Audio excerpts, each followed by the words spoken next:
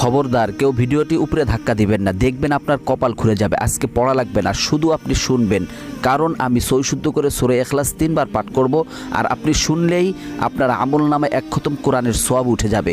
তো চলুন শুরু করা যাক। তো শুরু করার আগে যদি ভিডিওটি ভালো লাগে অবশ্যই চ্যানেলটি সাবস্ক্রাইব, ভিডিওটি লাইক এবং ভিডিওটি শেয়ার করার অনুরোধ করছি। তো চলুন শুনে আসি 3 বার। বিসমিল্লাহির রহমানির রহিম।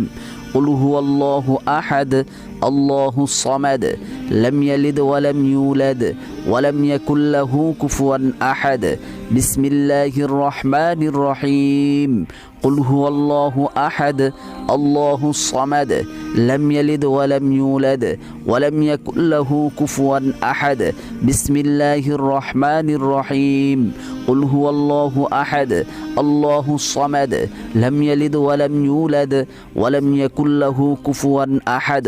যারা শুনেছেন তাদের আমলনামায় 1 খতম কোরআনের সওয়াব উঠে গিয়েছে।